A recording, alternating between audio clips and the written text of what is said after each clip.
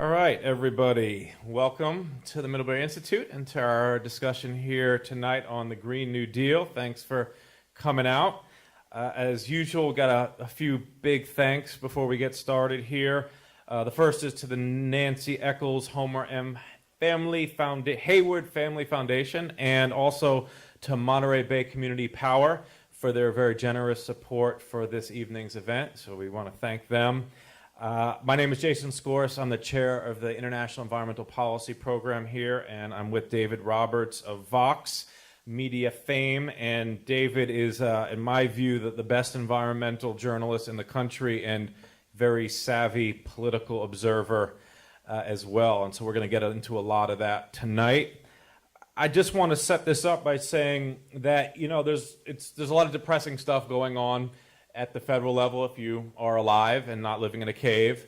And we'll get into the usual suspects and all the enemies of progress later on in the discussion, because they're there, they're angry, they're unified, and they have a lot of disproportionate power in our system.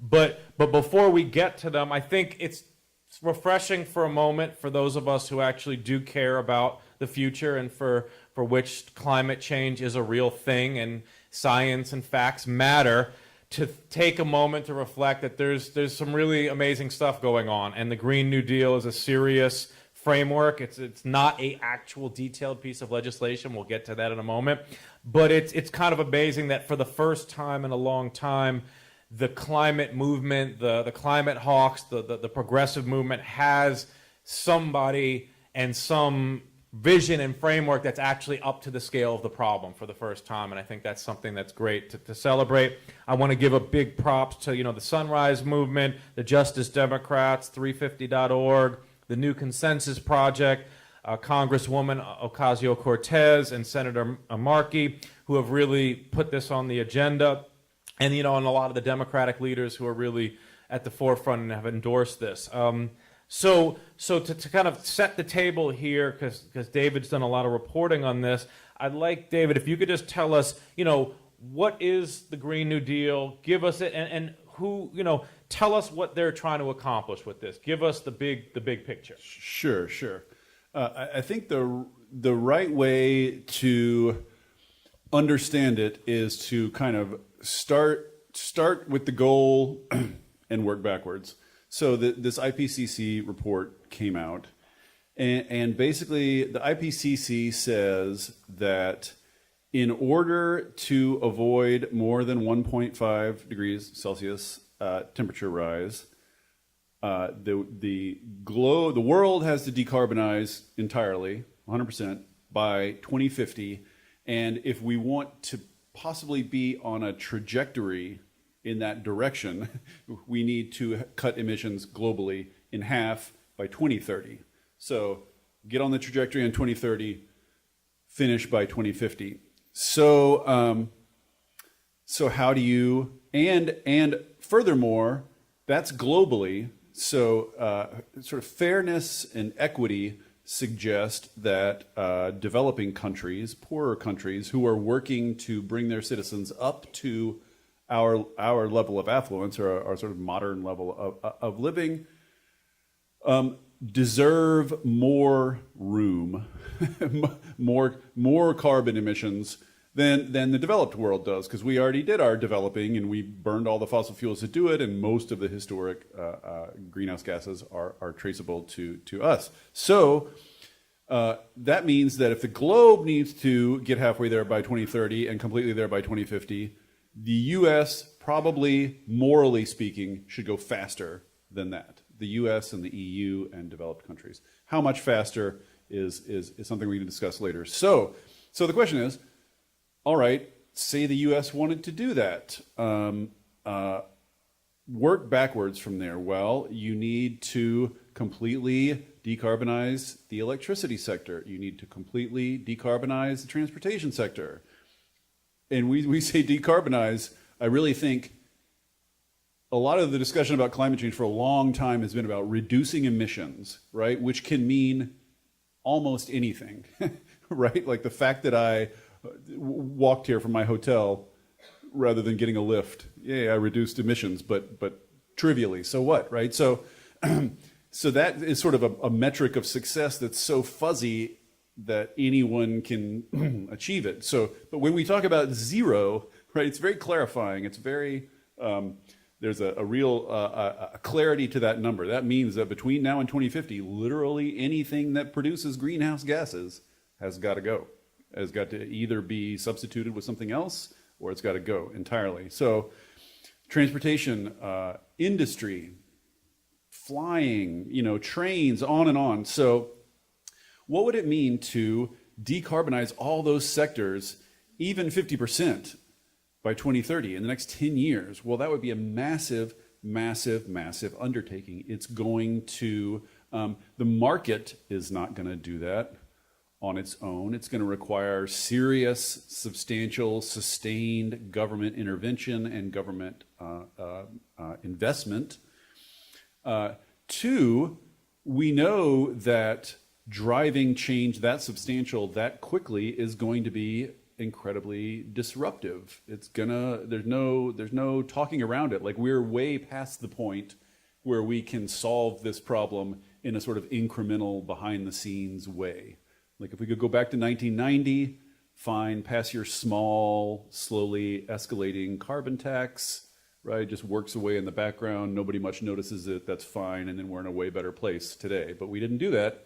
So only speed is is the only answer now. And speed means disruption. That means that there will be whole industries that are going to basically be phased out. There are going to be whole regions of the country that are implicated with those industries and depend on those industries that are going to have their economic base phased out. There are going to be whole new industries created, whole new centers of research and manufacturing. It's just going to be incredibly disruptive. So say you're pitching this to the American people, right? We've got to do this. Morally speaking, we've got to do this. And it's going to be incredibly disruptive. And let's go launch into that with our crappy healthcare system that's tied. Let's create and destroy hundreds of thousands of jobs in an economy where your healthcare is tied to your employment, where you're one health problem away from ruin, where you can get booted out of your home for missing a few mortgage payments to these creepy mortgage, on and on and on. We have in this system, we have in this economy, we've crafted an economy where the natural state of the American worker is precarity, is they are constantly in a precarious position. We've offloaded more and more structural risk onto individuals to save for retirement, to manage their health care, et cetera, et cetera, et cetera. So to say to the working class in a country with massive and growing income inequality, in a country where workers are more and more face more and more precarious circumstances every day, hey, let's do this giant disruptive thing, they're probably not gonna be super psyched for that. So if you want to do that, you also have to tell the American people, while we do it, we're going to take care of each other. We're going to lift each other up through this. We're going to guarantee that you have health care. We're going to guarantee that you can find work. We're going to guarantee that you can find a job that, if you work it, will pay you enough to raise a family. We're going to restore an economy in which working people have some economic security. And we're going to do this by spurring this massive wave of economic development and manufacturing and research and innovation, et cetera, et cetera. We're going to create jobs programs. We're going to clean up the water. We're going to plant trees. We're all going to do this together. And we're going to make sure you're okay. We're going to make sure you're better off after this than you were before. That's the logic of the Green New Deal. That's the strategic, whatever, logic. And that's, what AOC ran on. It's what all these sort of young lefty Democrats ran on, and so they introduced this resolution to Congress a few months ago, a Green New Deal resolution, which was not policy. It's not meant to be policy yet. They are aware that no policy is going to pass in the next 2 years while Republicans control Congress. So this is all about creating an agenda for Democrats to run on in 2020. This is all about the hoped for time among activists where Democrats retake control, have the presidency and both houses of Congress, maybe kill the filibuster. We can talk about that later, but maybe actually for once have a chance to do something and spend the next 2 years pitching this, working, getting Democrats on board with it and getting the public excited about it. So the Green New Deal resolution that was released in Congress by AOC and Markey is just a set of goals: decarbonize the whole economy, protect people's jobs and health care, et cetera, et cetera, et cetera. It's meant to be a framework or a set of principles and goals that legislation will be made within that framework. And so there's a lot of work going on among a lot of people now trying to sort of put flesh on the bones, to really hammer out policies, et cetera, et cetera. But at least in the big conceptual terms, that's the point of the Green New Deal, which seemed to sail over the heads of 98% of the American media and public. So I don't know how well it's doing, but that was what they were after. Yeah, and so thanks for that. I think it's really important to frame it like this, because remember, all environmental legislation in the United States, all big kind of policy is always met by the right as this is going to kill jobs, it's going to raise prices. Grover Norquist from the tax reform, who's behind every tax cut, is going to say this is just another tax on America. And so what this was an attempt to say that's not the easy foil anymore, right? Which is we're going to have the jobs guarantee, we're going to have the health care, we're going to have the public works, so you can't come back right away. Now, of course, Fox News and all the usual suspects are already doing that, right? They're never going to take this on good faith. Then, so the machine is kind of in gear. It's the apocalypse. It's this huge tax, but they've in some ways insulated themselves if people can judge the Green New Deal on its own terms, because it is this. And so let's talk a little bit about this. What do you think about this strategy? What do you think about the thought that's been put on this to insulate the left from this attack, that it's an attack on workers? Do you think the components are the right components? Do you think they're framing it in the right way? And do you think if it gets a fair hearing, that it will really be able to stand on its own? That is so complicated.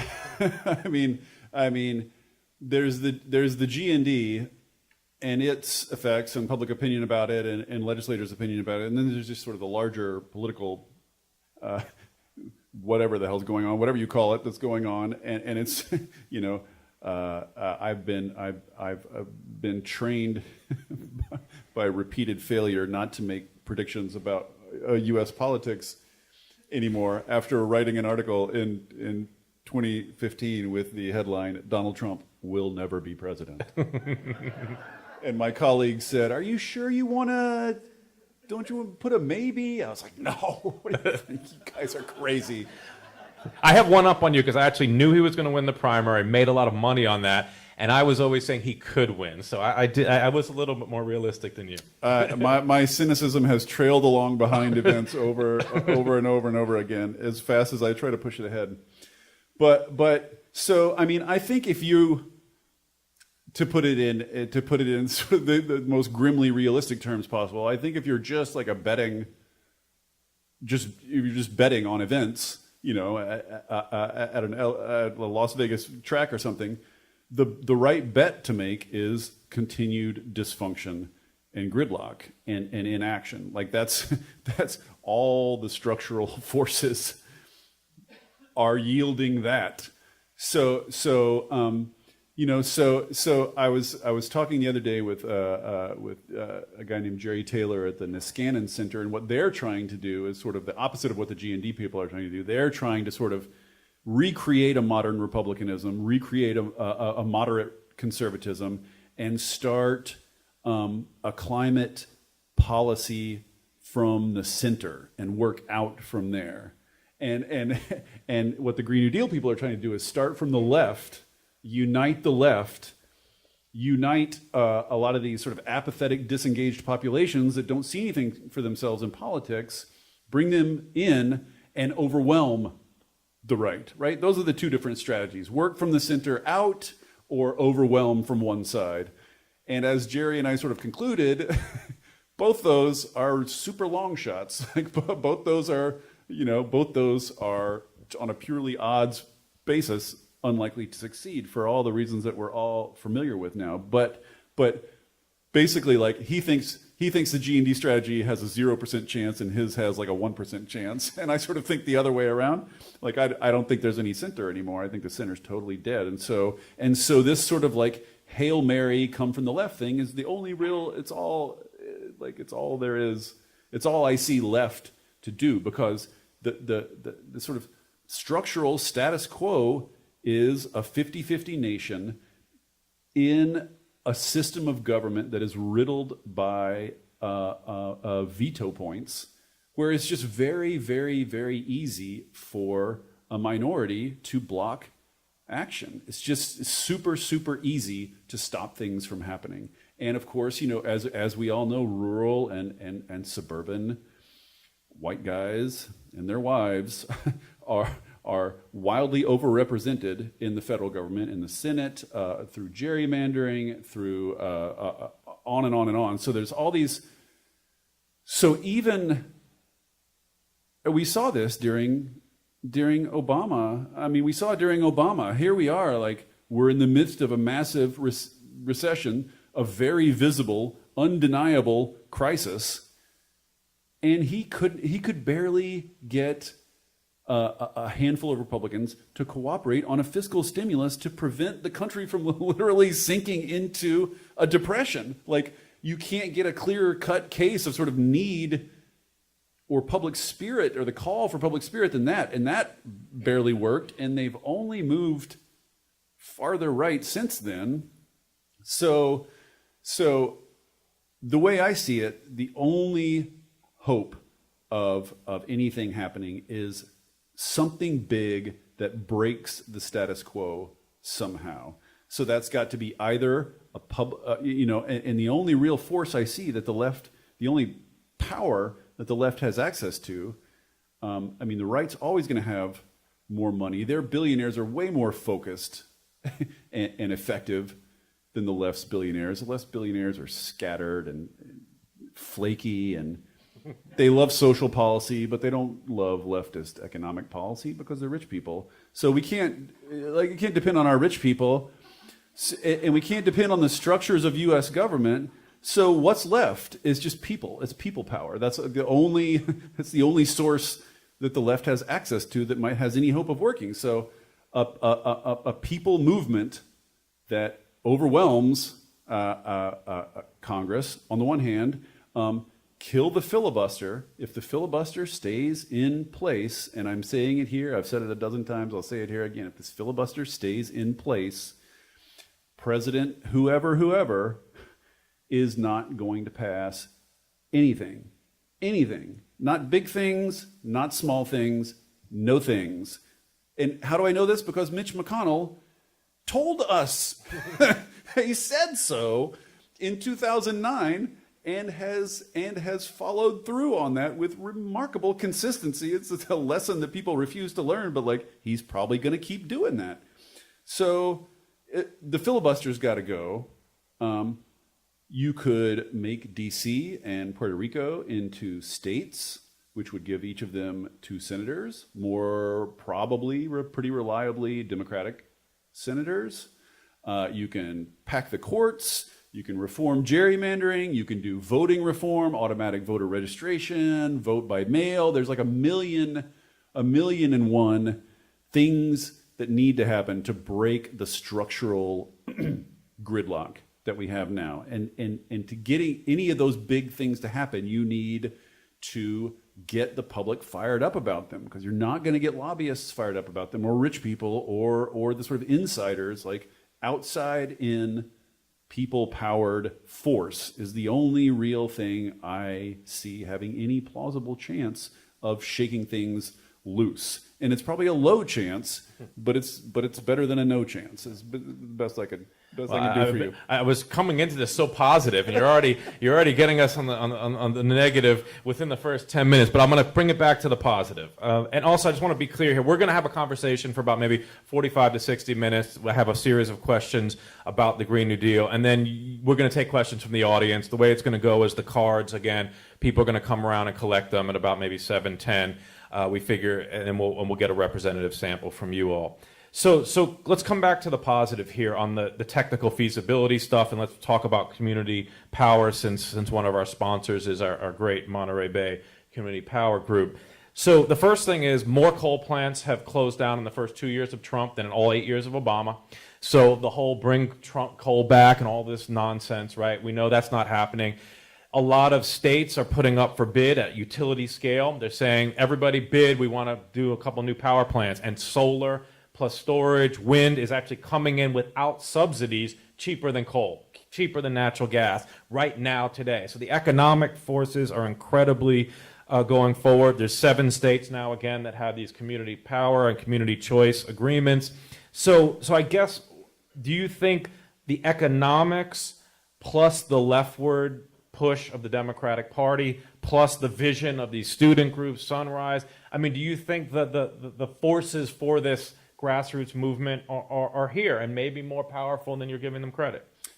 Yeah, I mean, the big story of American politics, which is reflected in every little sub-story of American politics, is a minority that's been in power for a long time, clinging to the power as long as they can, and freaking out about losing it, and viewing the loss of privilege, as people do, as an insult, as victimization. So it's the same here as everywhere. The forces that you're discussing are going to win in the end. Climate change, like, young people are on board, like, climate change is not going away.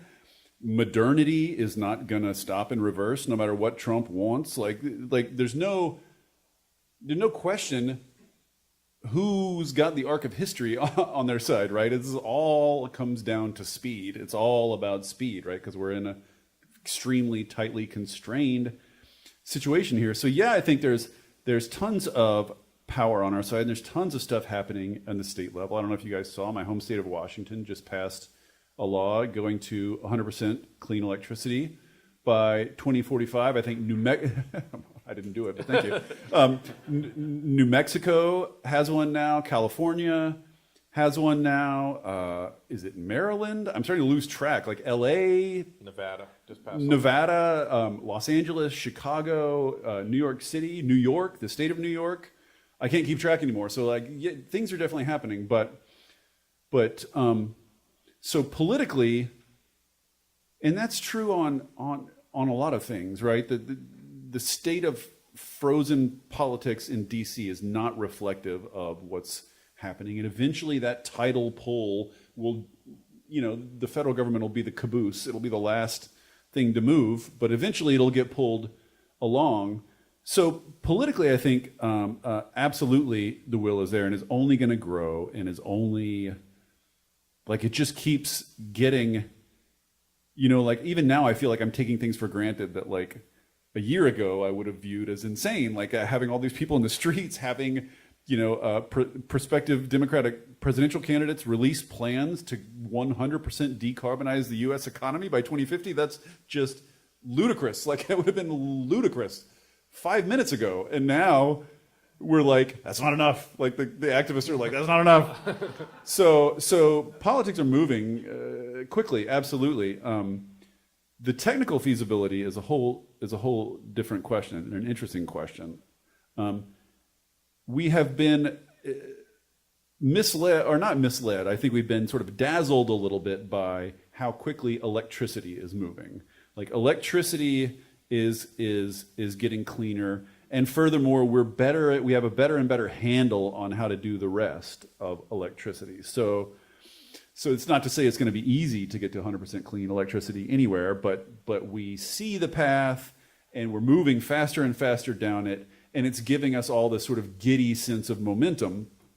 But looming in the background are these other sectors that have gotten almost no attention and are barely even started decarbonizing. Transportation being the big one, the sort of next obvious one on the menu. Like, we sort of have a sense how to decarbonize that, but then beyond that, well, transportation, at least in terms of like passenger vehicles, right? But there's heavy trucking, there's, you know, all sorts of giant industrial machines, there's flying, always looming in the background, flying. We don't know how to solve that. We don't know what to do about that. And then there's industry, you know, cement and steel, coking, all these high temperature applications, materials that petroleum and fossil fuels are used for. Just there's all these bits of the economy that aren't that sexy and that we don't talk about that much and that haven't really even barely begun decarbonizing. We really don't know, we don't have nearly as good a sense of how to get through them as we do electricity. So, you know, but how you interpret that, you know, like the activists behind the Green New Deal are saying, yes, that's right. Let's set up research hubs, industry-specific research hubs. Let's like bring in universities. Let's double our research, triple our research budget, and like get serious about R&D and get serious about figuring these things out on a practical level. And let's bring the weight and power and money of the federal government to bear on accelerating all that process. So in a sense, it's like scary because you're setting out for a destination that you really don't know, honestly, how you're going to get to.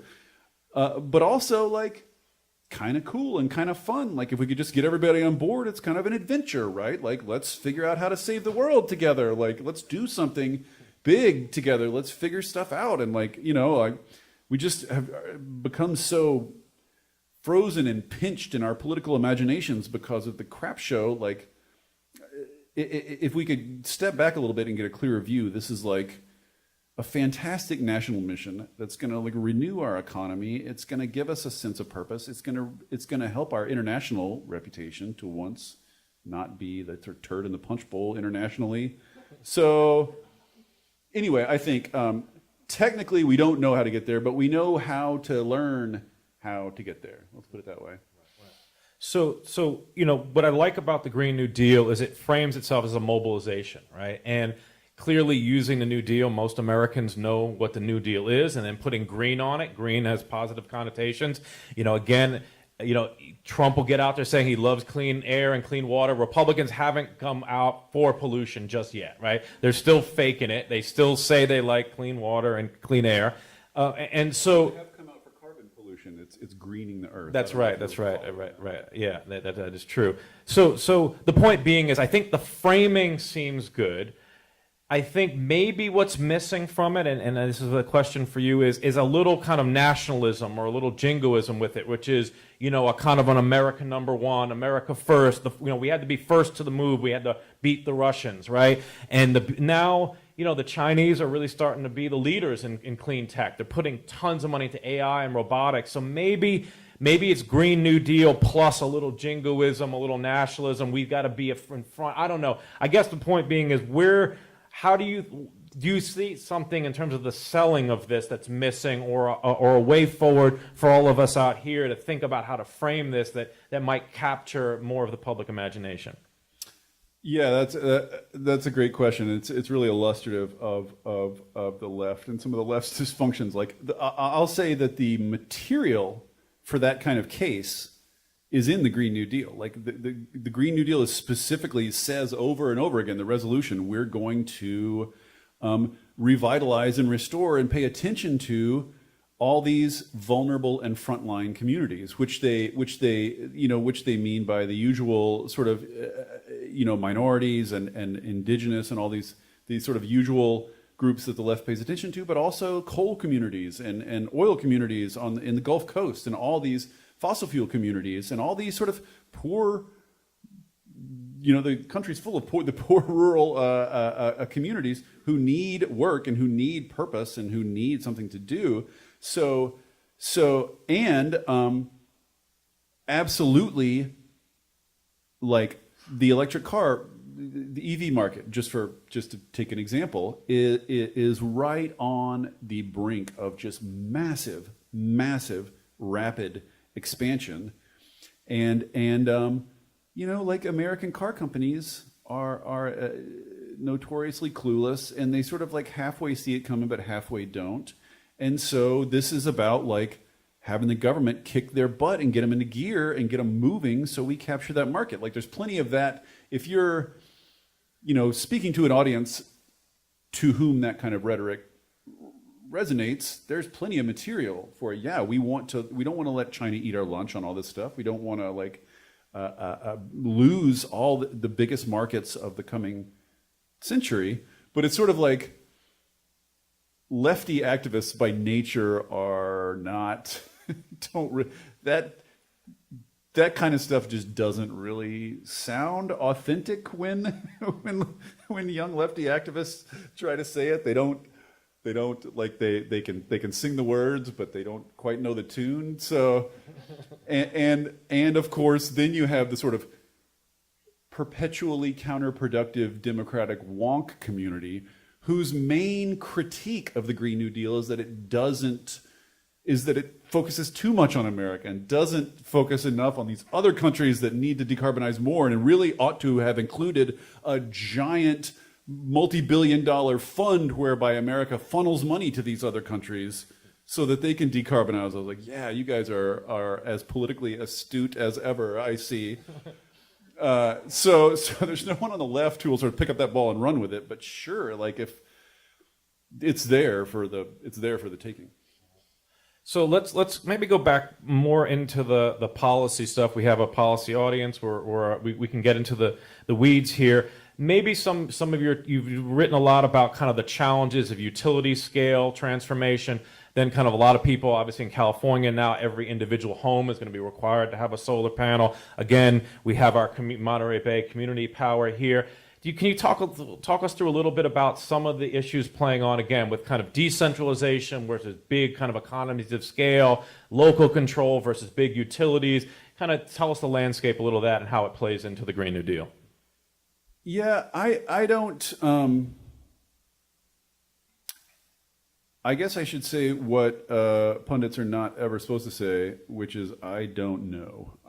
I mean, there are two things going on right now. There is a massive and just endlessly fascinating evolution happening in the electricity industry right now. The grid is decentralizing. There's all these distributed energy technologies just profusing everywhere, different kinds, and they're starting to work together more intelligently through AI and machine learning, and there's all these possibilities opening up on the grid edge that didn't exist before. And so you have kind of these social forces that are starting to clash now. Like utilities are trying to figure out sort of on the fly how to accommodate this stuff, and the utility business model, the only way utilities make money for shareholders is by investing in giant steel in the ground, as they say, giant building. They build things, they invest in things, and they get guaranteed rates of return on that. That's basically the utility model almost everywhere in America. But that, of course, creates a permanent incentive to build, and it creates a disincentive to let your customers use less through efficiency or to generate their own energy through distributed. So there's this whole clash now of how to either work around utilities, which is what this sort of CCA thing in California is doing, is you guys won't do it, fine, we're just going to break off and make our own deal and do it ourselves, versus utility reform in Washington's bill that just passed, the Washington state bill. The coolest, best part of that bill was not the 100% electricity part, it's actually utility reform. It reforms the utility business model, shifting over to what's called a performance-based metrics. So utilities, instead of making money by just build, they can now make money by achieving performance targets. So efficiency or distributed energy, or, it's yet to be sort of determined by the Washington UTC exactly what those performance standards will be. So all of that's going on. And then all of this political stuff is going on, and there's a lot of like currents there that I feel like are interacting in weird and unpredictable ways, and I don't know exactly how it will play out. Like the political valence of distributed energy is interesting. It's appealing to conservatives in a way that a lot of other sort of lefty energy stuff isn't. Which is potentially a wedge in red states. Like you have homeowners in open fights with utilities in red states already, and you have sort of movements backing rooftop solar in red states now. It's almost a real political force. So how all that's going to come together, I have no idea. But I will say, like, as someone who has A, followed the electricity industry for a long time, and B, followed politics, national politics for a long time, I have never seen either system so utterly unsettled and so fluid and so just everything's up for grabs right now. Like everything that used to seem permanent and fixed is up for grabs now. So it's like it's an interesting time to is that the Chinese phrase? Interesting. Yeah. Interesting days. We're living in interesting days. Yeah, I think it's woe to those who are living in interesting days. I'm trying to be positive. Yeah. Well, let's switch topics a little here. You did an interview with Rihanna Gunn-Wright, who's at the New Consensus, who's really one of the big architects now trying to take the framework for the Green New Deal and put it into real legislation. I think that was on the Ezra Klein podcast. I really recommend people download that, take a listen here. But one of the things that she pointed out was politically, the lesson here, the Green New Deal is very ambitious, is to give people things that are going to be very hard to take away from them, right? So, for example, Obamacare never hit 50% approval until Trump came into office, and now it's at like 65, 70%, because now that they see a force who wants to take things away, all of a sudden, those things that were, evil Obamacare are actually pretty nice. Like, and do you remember when Nancy Pelosi was caught on tape saying, once they know what's in it, once we pass it and they know what's in it, they'll like it. And she got pilloried for that, pilloried endlessly, and she was 100% correct. Yeah, and let's cheers to Nancy Pelosi. She's my favorite, and she has been the most effective on the left for many decades. But in that, so let's talk about what that might look like. What are type of things, and again, conservatives will fight them because they know once they pass, they're going to be impossible to take away. But what are those smaller incremental pieces of the Green New Deal, do you think, that we might be able to get through that then will be very hard to reverse, and then therefore the power might accumulate and we might get that kind of momentum for this large-scale effort?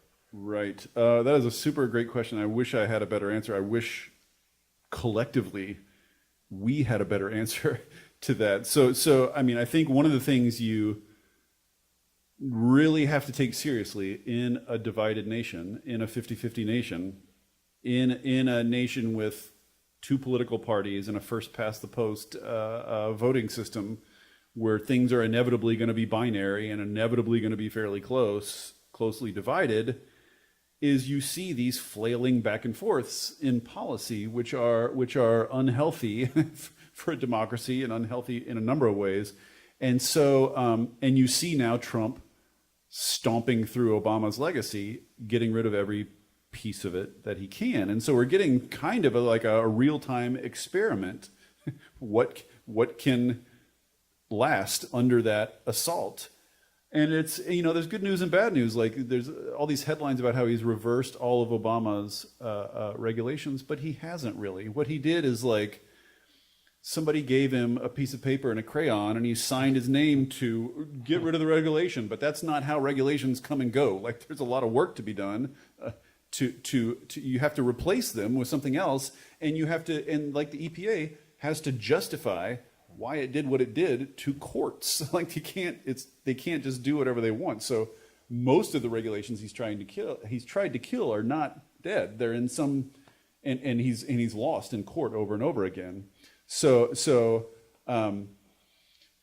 there's some regulatory stuff, but just like the general question of how do you pass policy that is durable? Sort of what are the desiderata of policy, right? Like it's efficient, it's economic, et cetera, et cetera. We have to add durability to that. And I think take durability, even sacrifice some of those other things, right, in the name of durability, because we're sort of in an era where it is all but certain that sometime in the next 10 years after you do whatever you do, that the other guys are going to be in charge and trying to kill it. So I mean, there's a few obvious things like programs that give people tangible, visible benefits are hard to unwind.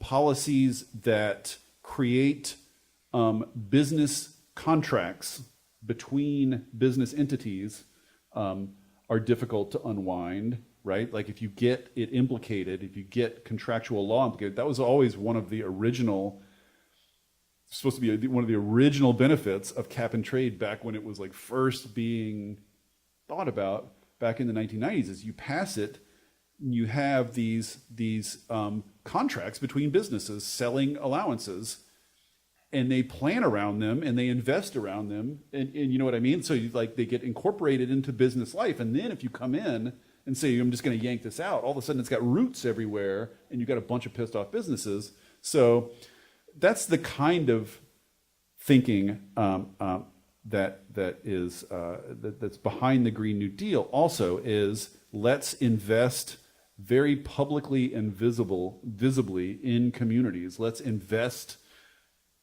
in things where you can put a sign on the side of the highway that says, "Thank you, federal government, for this," or right, or whatever. Or, you know what I mean? And so that's what a lot of the sort of and the jobs, like a jobs guarantee, like people like jobs. Mm-hmm. So there's been a lot of that kind of thinking. I don't think like the left wonk community, the wonk community generally knows as much or has researched that as much to have really good firm answers about policy durability as I would like. Like there's a lot of hand waving in that area. I will say one final thing is one of the big debates in the policy area right now is about tax and dividend, which is this notion of sort of taxing carbon and then returning the proceeds on a per capita basis to citizens, like the Alaska Oil Fund. And I think there's a lot of policy reasons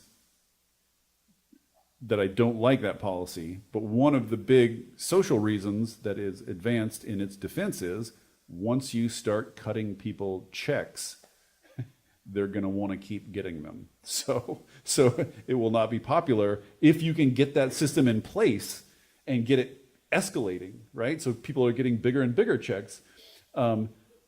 That's going to give it durability, right? So, but even that is like totally untested. Like all of this is sort of like so hand wavy. But I think it's good at least that like sort of the less policy people are at least like thinking along these lines.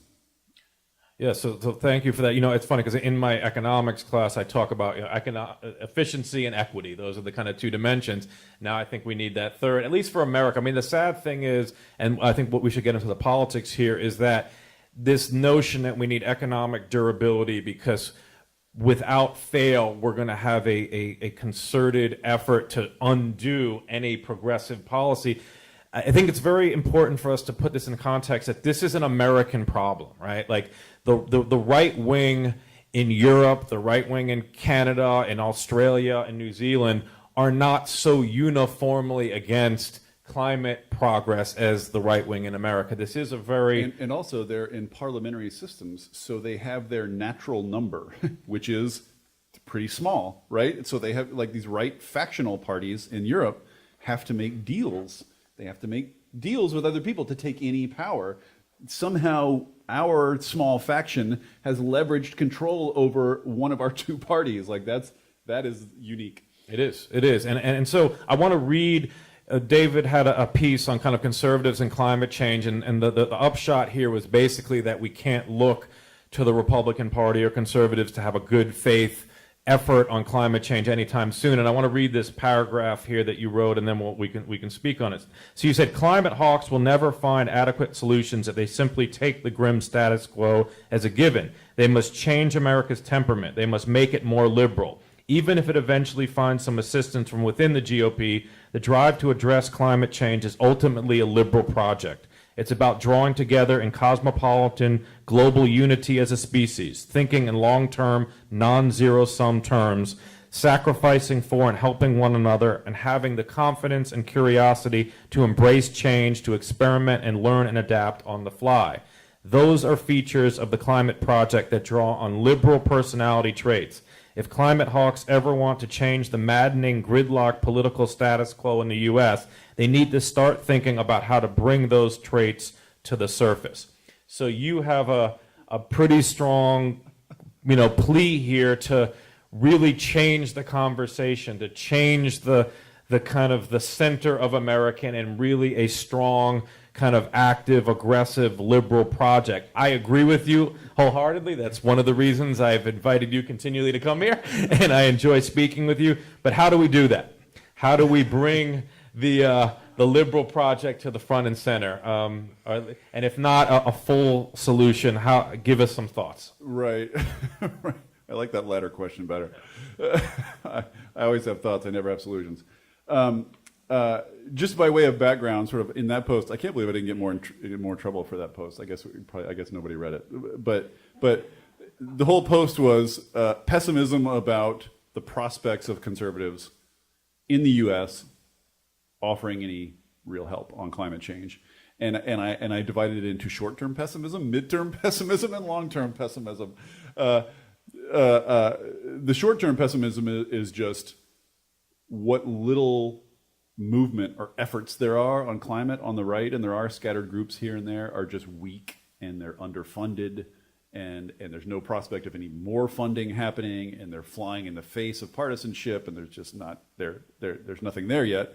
The midterm pessimism was all about the right has a machine to that can tarnish, diminish, and destroy anything they point it at at will, and the left doesn't have a machine like that. So you constantly see these sort of earnest technocratic lefties studying public opinion, finding stuff like innovation. Like, we still get some decent numbers from Republicans on innovation. Let's focus all our messaging there.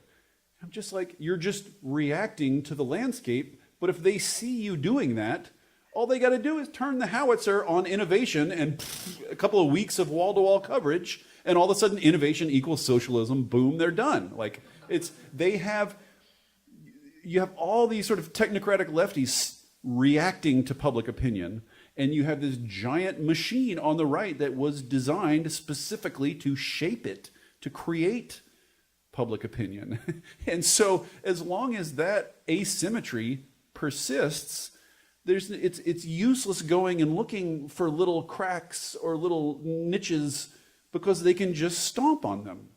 And this is what happened to the Green New Deal. Like, when the Green New Deal was released originally, the resolution, they polled it. This think tank, Data for Progress, polled it, and they found super high numbers across the board. Democrats, Republicans, old people, young people, regions, everywhere. You ask them, like, do you like a program that creates a bunch of jobs and cleans up American power and like gives people good health care? Everybody says, yeah, those things sound great. And then 6 weeks later, they did the same round of polling, and what did they find?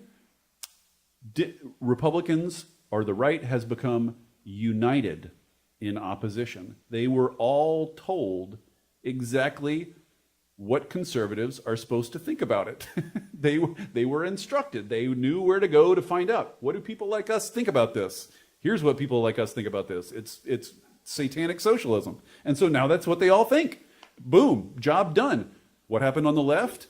You just like, moderates are worried it's too much this, and then the other activists are worried it's too much that, and maybe it's too, and so like Democrats are divided and diffident, and there's no intensity of support behind it. And it's just sort of like, that's like the story of American politics all over again. Like, hardcore, intense, focused, mobilized opposition versus diffuse and diffident support. That's like every progressive issue. Healthcare, run down the list, and the left does not have a machine that is capable of generating intensity behind, for or against anything in anything like the same way that Fox and right-wing media do. It's a basic asymmetry that is going to hobble any effort to reach out and peel people off for the next however long. I don't know how long this lasts, but the next however long. It's unless like Fox and right-wing media decide that like clean power is good now, which they're a long way from doing. Like the fossil fuel guys over there have a lot of money and a lot to lose, and they still run the show, and it's going to be a long time before they're willing to gracefully exit. So that's the midterm pessimism. You were referring to the long-term pessimism, which is I'm referring to these sort of, there's been a ton of really interesting work lately in political psychology and sociology, because America's been sorting itself for years now, decades, not just by income and by race, but even they're finding by personality, like types of people are clustering. And what's happening is, there's these called the big 5 personality traits. One of them is openness to experience, right? And this is what they find is when they study liberals and conservatives, that's the big one where they differ. That's the single greatest indicator of whether you're politically a conservative or a liberal. If you have low openness to experience, i.e. if you're more sensitive to fear and threat, you're more concerned with order and tidiness and predictability, hierarchy, clarity, lack of ambiguity,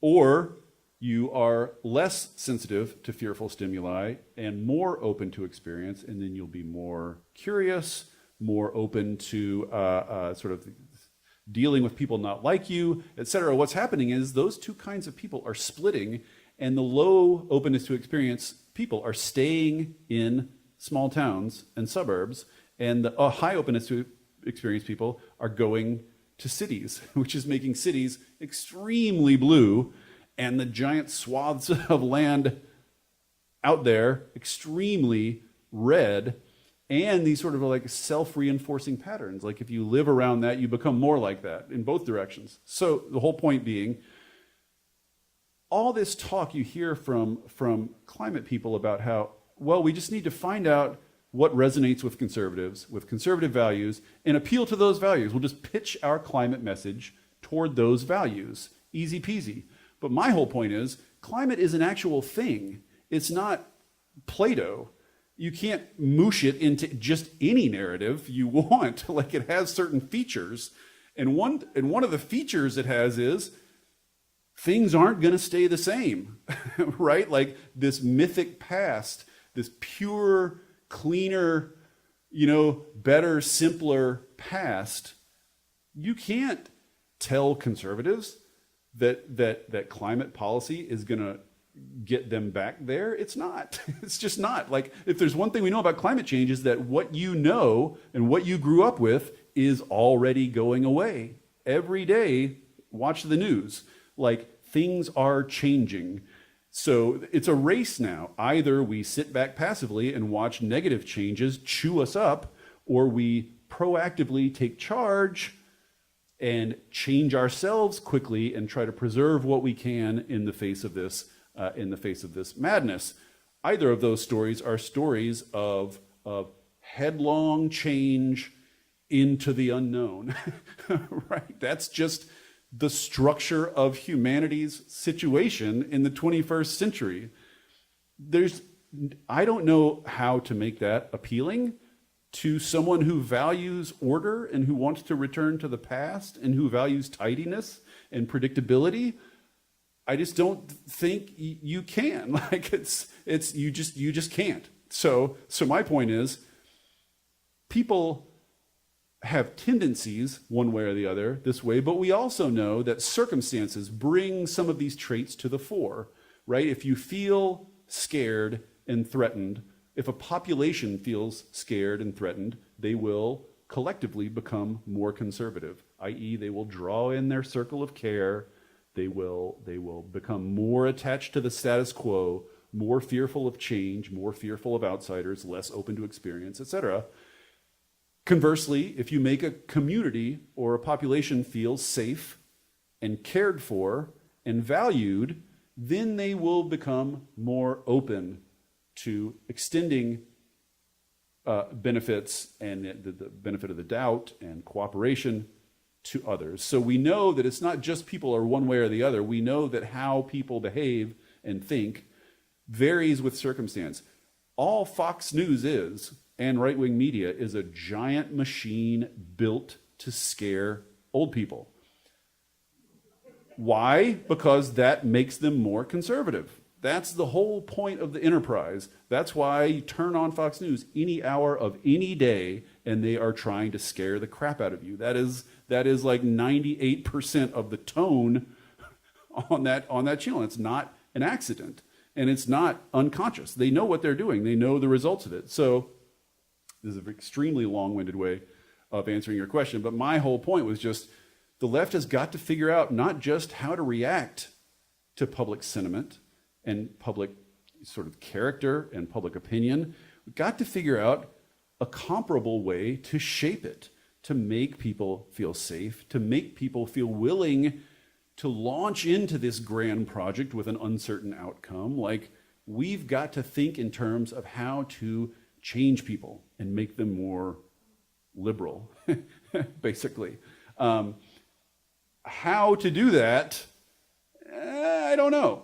I mean, I don't think it's possible to build the equivalent on the left of the right-wing media machine, just because materially the demographics are different, the coalition is different, the temperament and personality is different, but just in the same way that I think durability needs to be taken on as kind of a permanent consideration, that also needs to be taken on. How are we going to make people feel better and safer so that they're willing to take a leap with us, right? Like, so what do we emphasize? What's our tone? What, on and on. But that needs to be in the back of everyone's mind, because if we just react and they've got a machine that drags it right, that just dynamic goes on forever. I don't know what breaks that.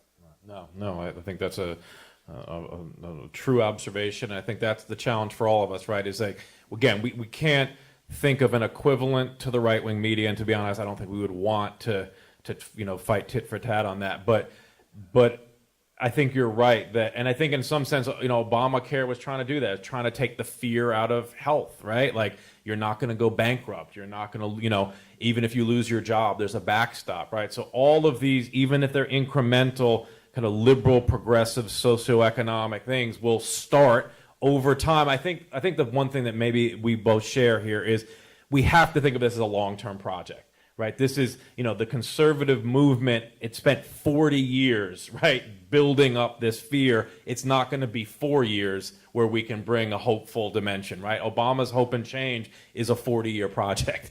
And I think maybe that's the orientation. It's hard, though. It's hard. We don't. And trust, too, is the other thing. Right. I was just reading an article about this the other day.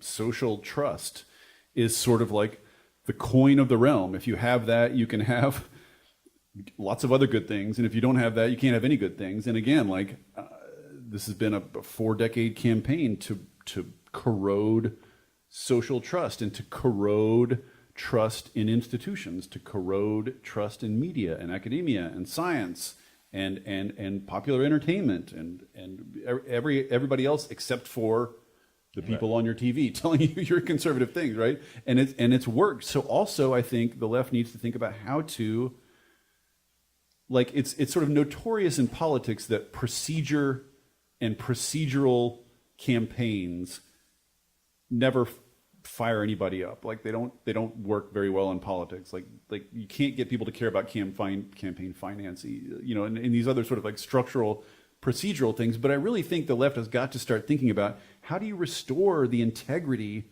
of these institutions and restore trust in them? Because I don't think without trusted institutions, without a trusted shared body of facts and values, we retreat to tribalism and nationalism and conservatism. Like again, they knew they destroyed that trust on purpose. Yep. And the question is, how do you rebuild it on purpose? Yeah, no, great point. So we're an international institution here and an international program, and one of the questions we've gotten from the audience is kind of about the Paris Climate Agreement. You know, just as a technical matter, right? So Trump on his first, I think, week or day, you know, put in the official withdrawal from the Paris Agreement. But what's in the agreement is it takes 4 years. So if he wins re-election, we will formally withdraw. But if a Democrat wins in 2020, we can go back in. And so, what is your feeling on how the Paris Agreement is kind of proceeding without the U.S. full participation, and how do you see that playing into the larger efforts? Sure. I think that early reaction was better than I anticipated or hoped, in that I think Trump withdrawing, and in such dickish fashion that it kind of united other countries, be like, we're not going to let you destroy this thing, right? And so there was a kind of a surge of solidarity and action, and sort of like, you know, how long that can sustain without American leadership is an open question. I sort of think that, like, it all depends on, like, the whole fate of the world depends on the 2020 election, including the Paris Climate Agreement. But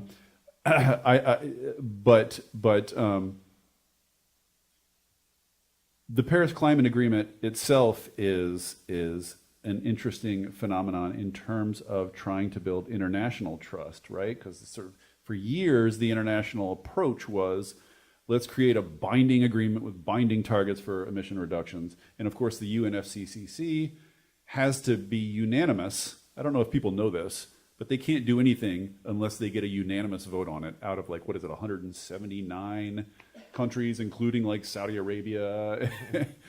And, you know, so they were never able to do that. So instead, the Paris Agreement is a different thing. It's voluntary. It doesn't impose anything on signatories. What they do is they come with what are called nationally determined contributions, NDCs. They say, this is what we feel confident that we can do, right? And we're going to put it on record. And then every 5 years, they're going to do a stock take. And every country is going to have to report whether it was able to do what it said it could do. So there's no penalties. Nothing's binding. This is what Trump was so, I mean, literally everything a Republican has ever said about the Paris Agreement is so surreally, wildly false that it's just like, it's disorienting to watch. It does not impose anything on us. It's voluntary. It's like, you can do as little as you want. Literally, that's the structure of the thing. But the whole notion is, the reputational effects will spur people to stay on course. Like, no country wants to sort of publicly fail in its part of this collective thing after saying what it could do, then come back and say, it turns out we couldn't do that. And of course, then, like, you get reputational benefits for being a leader. Like, very clear if you're a leader, if you're going beyond what you said you were doing. So the idea is, in a sense, you're building trust. Like, it's a giant trust building mechanism, a giant trust building machine. Like, we see you're going, we're going, we're going together. Like, we're starting to, like, build up some trust that we're all going to keep going together. Like, and that will, and so in a sense, the search for a binding treaty kept everybody huddled in their corners because they didn't want to get sucked into something that committed them to something beyond what they felt like they could do. So everybody stayed huddled in their corners. But now, like, you're not risking anything by coming to the table. You're just coming with what you think you can do. So the idea is everybody will at least start, right? Everybody will at least do something, at least try. And it's way too early to say whether that's working or not. Like it is notable that no one's on the trajectory to meet their Paris targets. Like, no one is succeeding, but it's also notable that every country is doing stuff, right? I mean, it's also notable that everyone is involved and doing something and taking action. And you just have to believe that, like, just as opposition is sort of self-reinforcing, action is self-reinforcing, and it will build over time. But I think you need the U.S. involved to verify that sort of like measurement and verification are being done in fair and objective ways. And just like you need a trusted, like the U.S. is still, believe it or not, trusted in these sort of capacities and sort of administrative capacities. So we need American leadership in the Paris Agreement. But that said, the Paris Agreement is not policy for us. Like, we could join it and it doesn't commit us to anything. So like Democrats right now, I don't know if you saw this today passed a bill through the House that would rejoin the U.S., the Paris Agreement. And I was like, the cynical part of me is like, oh, this is just the kind of thing they love doing. Like, A, it's never going to get through the Senate, so there's no possible consequences. B, even if it did pass and we rejoin the Paris Agreement, it doesn't impose anything on us. It doesn't, like, it's a hand wavy, feel good, consequence free way of saying you're doing something for climate, which is like exactly what Democrats want. But that said, it had to be done, and it's better that it got done. So we have a couple other questions here on some kind of technical aspects. I think these are both interesting. So the potential future role for nuclear power in getting to kind of the carbon net zero, and then also whether you think carbon capture technology is part of the mix here. Cannot escape any public event without those two questions. On nuclear, and this is something that I will say about very few subjects, I feel like the public understanding and public dialogue about this has improved in the last few years. There are still kind of armed camps. There's still a huge legacy of sort of blanket anti-nuclear sentiment in the U.S. left and the U.S. environmental movement going way back to the 60s and 70s. That still is certainly there. And there is a faction of nuclear is this one simple trick that'll solve climate change for you, and anytime you're talking about anything else, you're just being a dumbass, and renewables will never work, and sort of like the nuclear obsessives, they're all over the internet. I pray to you that you never meet them. I hope you never have to run into them. But that said, between those camps, I think there is a growing consensus around a couple of things. One is we need to keep existing nuclear plants open as long as possible because they are generating carbon-free energy, and we need lots and lots of carbon-free energy.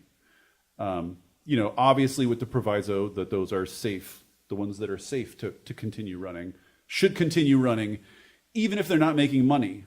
And like you'll hear a lot of sort of climate people go, oh, those plants can't make money, they're dinosaurs.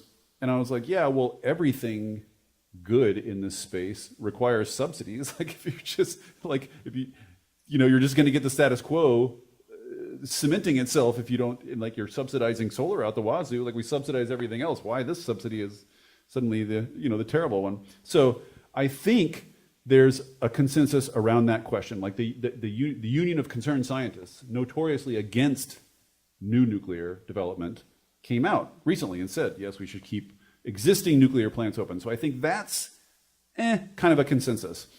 And then the question is, what about new nuclear? Is there any role for new nuclear? And I think the consensus that's forming is we don't have to settle that right now. Like we don't have to settle that before we get on with things. So, for instance, in Washington, well, California too, but I'll continue to brag on Washington.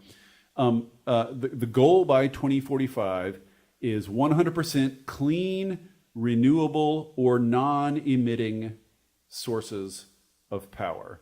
So all that does is just leave it open. Maybe it's renewables, maybe it's nuclear, maybe it's natural gas with carbon capture and sequestration. Anything that doesn't emit carbon is welcome to join in the race, join in the competition.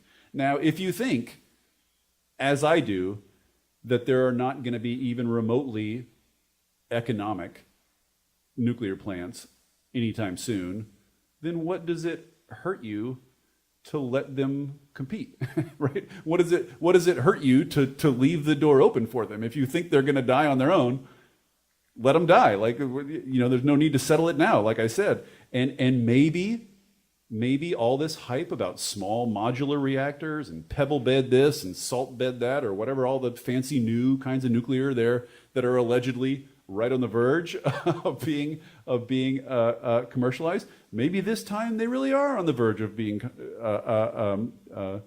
commercialized, and maybe we really can have a small, totally safe, meltdown-proof nuclear reactor. And if we had one of those creating carbon-free power, you're like, huzzah! That's like we need. Carbon is the enemy here. Like, carbon is the enemy. So anything that reduces carbon has got to be allowed a seat at the table, at least. So my sort of, like, where I come out is keep the old nuclear plants open, leave the door open to new ones, but I doubt any new ones will come through that open door. That's kind of where I've come out. But if you do think they'll come through that door, that's fine. But I think basically, like, the armed camps have relaxed a little bit and are starting to sort of meet in that kind of fuzzy middle. So Washington left the door open because there are some states and cities that say 100% renewable, which is going to be really difficult to do anywhere.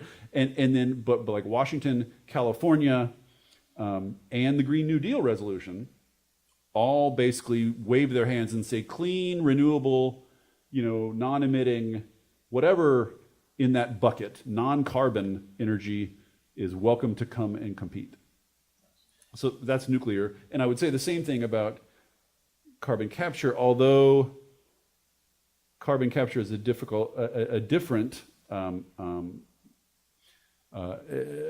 has a different role here in that, and I don't know how well the public knows this or understands this, so I will try to explain it real quickly. It's kind of a scandal in sort of the climate nerd modeling world, but so, you have all these models that show us meeting these climate targets. Like, here's a model that shows how we can restrict temperature rise to 2 degrees or less, right? And you got all these inputs in the model, and the model shows you your little curve of emissions. It is not well known that the vast majority of models that show us meeting those targets do so by showing that we get to emit a little bit more in the short term, and then somewhere around mid-century, we start negative emitting. We start pulling carbon out of the atmosphere.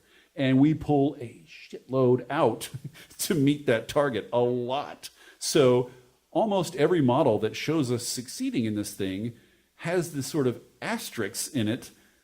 P.S. Here, create a giant new global industry with 3 times the amount of infrastructure as the existing oil industry to bury gigatons of carbon, which, by the way, has no economic benefit of any kind to anyone doing it. So it will have to be brute force funded by public money.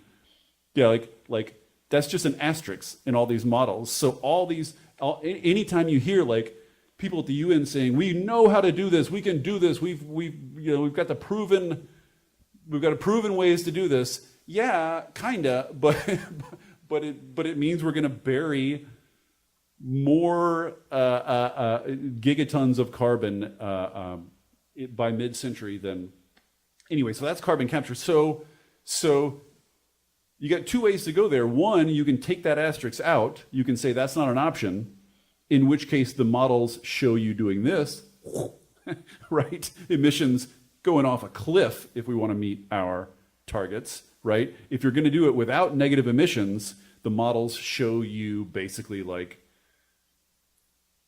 short-term, hopefully imposed austerity, basically. Like at that point, you don't get your growth cake and to eat your emission reductions too. That was a terrible metaphor, but that shows panic time, right? Which is why they have this asterisk in there, because they don't want panic time. They don't want to panic the world, so they put this negative emissions in there. But like the problem is, footnote, we don't have that yet. We don't even know. We know how to capture carbon extremely expensively, and we know how to bury it extremely expensively, but we don't have any clue how to stand up a giant global industry doing this. And certainly we don't know how to do it in any sort of economic fashion. Like, it's never going to be, I really don't think carbon, like fossil fuels or even like biomass with carbon capture and sequestration is ever going to economically compete with solar or wind or clean power. So basically we're just, carbon capture is our sort of collective way of putting off the really difficult decisions until mid-century. But if we want a mid-century industry that's burying gigatons of carbon, we really got to start right now building the crap out of it. And we're not. We don't even really know how to do it. So I'm sort of ambivalent. Like, yes, we need to figure that out. Yes, we're almost inevitably going to have to do some of that. But on the other hand, like, I don't want it to be an escape hatch, which I think is what a lot of people maybe subconsciously want to use it as a way to take the pressure off. Like, we don't have to reduce so much so fast now because we've got this magic solution in 20 years or 30 years. And like, I just don't think that solution is going to pan out at anything like on that scale. So yes, research, but I wouldn't put my chips on it, all my betting chips on it. All right. Well, let's kind of bring this full circle by asking you, if you had the ear of the eventual, the chief strategist for the eventual Democratic nominee here, what do you want to hear coming out of the Democratic camp? Because again, with the unfortunate fact that that's the only place where climate policy is going to be happening, that you think would be the affirmative messaging for the Green New Deal, that you think, even though it might not be impervious to attacks on the right, they're going to put the howitzer on it, that you think is going to have the greatest salience and be the most truthful and the most also well-positioned for this long-term reorientation and in kind of paradigm that you think we need? So you have the ear of the chief strategist of the 2020 nominee. Well, just a nitpick before I give my real answer, which is, and it's always the same nitpick, which is, what makes messages work is not cleverness, right?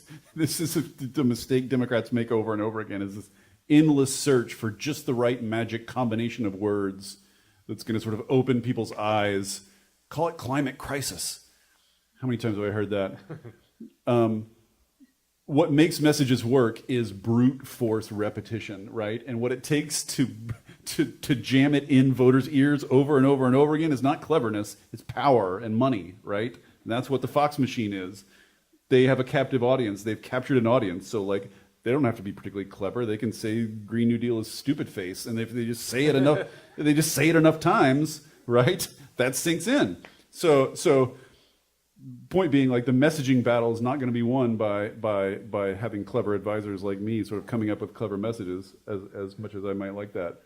But I actually think if you want to see on the substance and messaging of climate change, who's doing it right, look at Jay Inslee. Like, he's probably not going to be the next president. I think it's pretty clear at this point. It was always pretty clear to anyone who knows him or has followed his career, and it's probably for the best, honestly.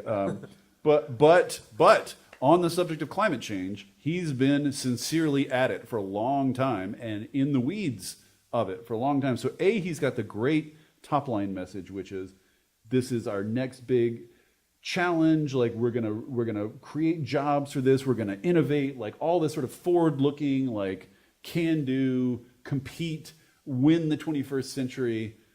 I hate that rhetoric, but I've made peace with it. We're gonna win. China's trying to win. We're gonna win. Win what?